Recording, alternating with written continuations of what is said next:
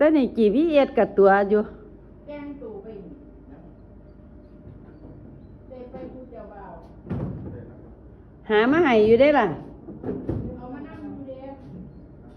เจ้าสาวอยู่ลง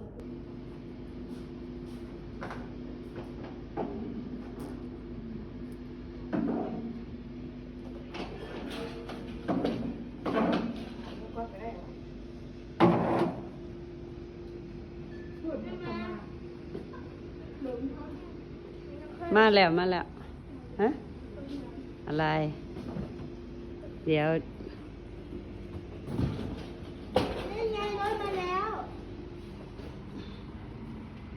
กาฬสินธุ์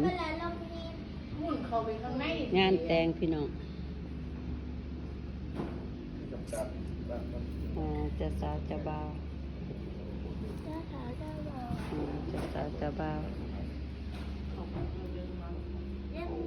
ยายเขียนกำลังเก็บภาพอยู่สิบ่ลอยเอาเบียร์ซะบ่พี่น้องลอยเอาเบียร์ซะ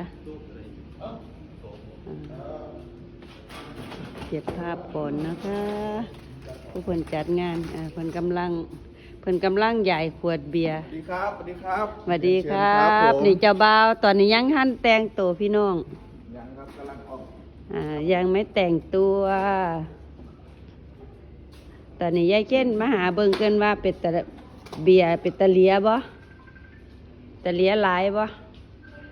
หาเจ็บภาพให้พี่น้องเบิ่งก่อนตอนนี้เจ็บตอนกำลังเตรียมงานพี่น้องแต่ว่าอีกจักหน่อยจังสิเจ็บตอนคนหลายเนาะตอนคนกำลังมางานตอนนี้คนภายในมา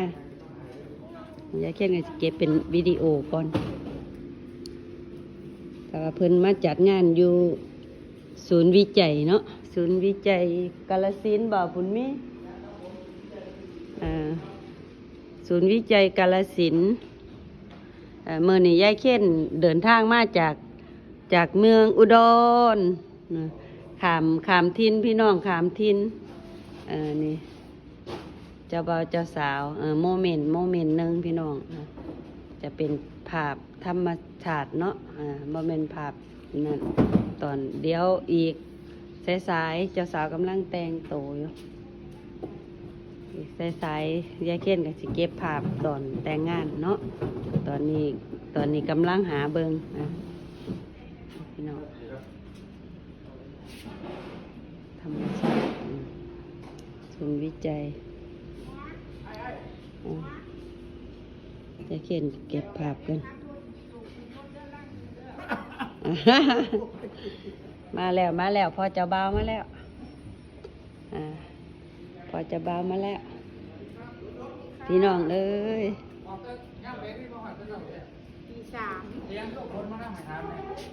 เอ้าบ่มีฝนพากันมานี่บ่มีฝนเลยพี่น้องเบิ่งแน่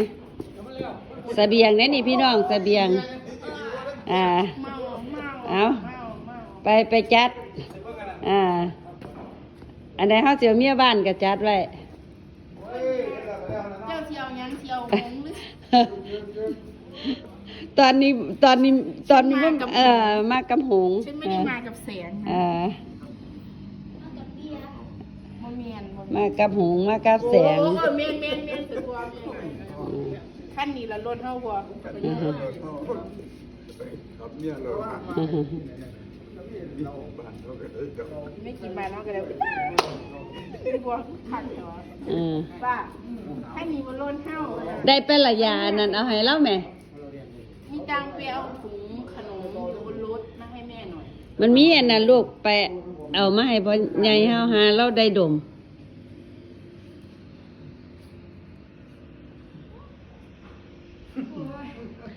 ศูนย์วิจัยกาฬสินธุ์เพิ่นจัดงานอยู่นี่เลยพี่น้องจัดงานอยู่ศูนย์วิจัยเลย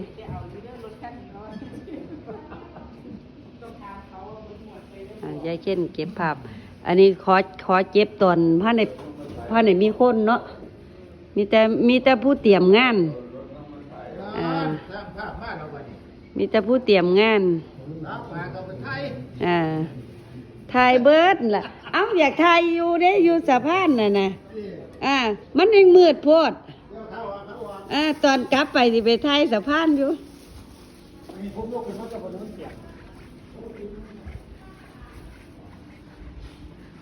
ไปพี่น้องยายเขียนสิพานํไปเบิ่งก่อนนํไปเบิ่งเจ้าสาวกระแตงอยู่นี่เลยแม่นบ่สันหลายยายวาดมาพี่มาเบิ่งเจ้าสาวกัน สวัสดีค่ะ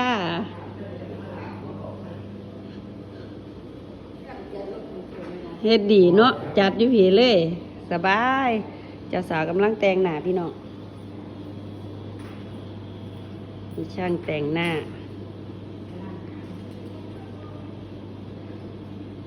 ปักหมุดกับภาพไปทั่วทิพย์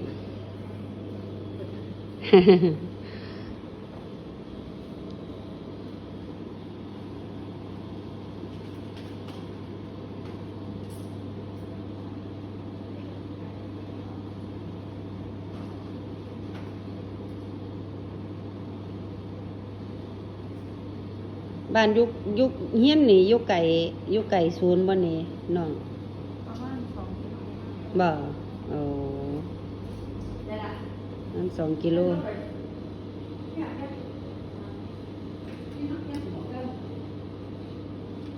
เดี๋ยวเอาเดี๋ยวพาไปก็ได้ แหวนไหม เดี๋ยวพาไปกัน ว่าดีเด้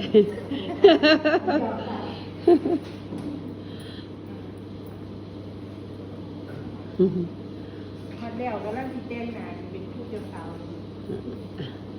เป็นเลยก็ได้ ไปเอาเพื่อนเจ้าบ่าวเขามาแต่งหน้าเนี่ย โบราณ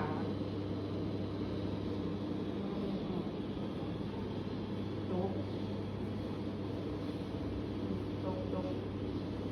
ก็ได้ท่ามากเด้อกูด่วนมาตกเด้อสิบัว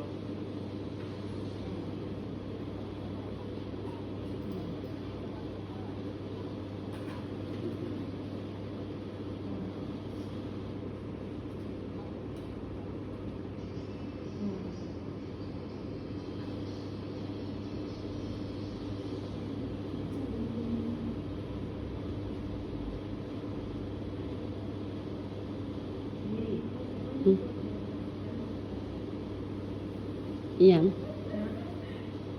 ห้องแต่งบ่ มันสิงามเจ้าสาวเด้ เดี๋ยวเสี่ยวเจ้าบ่าวหน่อยมาแต่งน้ำนี่นี่จะว่าห้องแต่งเพิ่นสิแต่ง ถามผู้แต่งเนี่ยติเพิ่นสิแต่งไงวะก็เจ้าว่าฮะ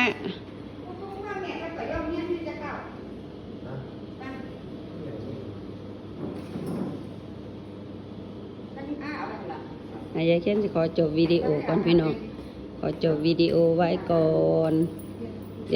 ดี๋ยวตอนเป็นคนมาหลายๆยายเคนยังสิถ่ายไหมตอนนี้ขอจบภาพไว้เพียงเท่านี้ก่อนนะคะ อย่าเฝ้า ฮะเอาจะเฝ้าวบ่พี่น้องหันมาทางพี่ คุณมาจัง มาตะกวงไก่มากินตำบักฮุงจัดไป มาจัง เดี๋ยวยายเช่นสิถาเอาตอ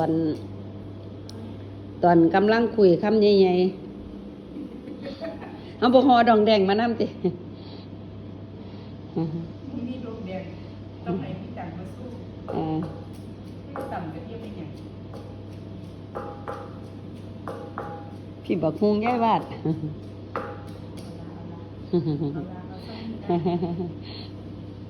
พ่อเป็นน้ำจิ้มพี่น้องพ่อเป็นน้ำจิ้มเดี๋ยวยายเช่นสิกลับไปไทยสะพานอยู่ตอนมามันเหมือดโพดมันเหมือดโพดบ่เห็นไหมเอาสิลงไปไทยกับไป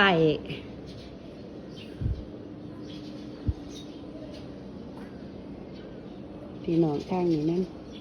ยายเช่นว่าสิจบกับบ่ได้ดอกแต่ว่าก็อยากทายให้เบิ่งเพราะว่ามันเป็นศูนย์วิจัยเนาะ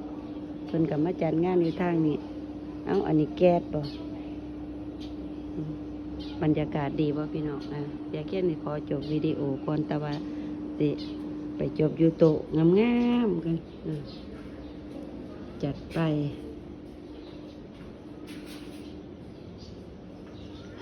ไปแต่งตัวบ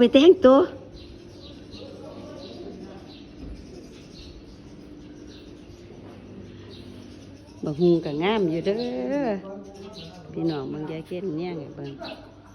ฮุงสวย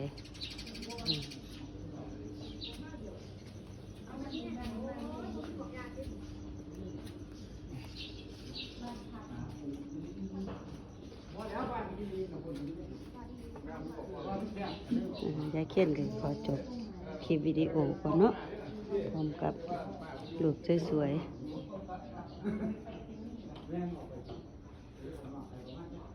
ยายเคนขอจบวิดีโอกันเด้อพี่น้องว่าสิจบยามใดก็บ่จบจักเที่ย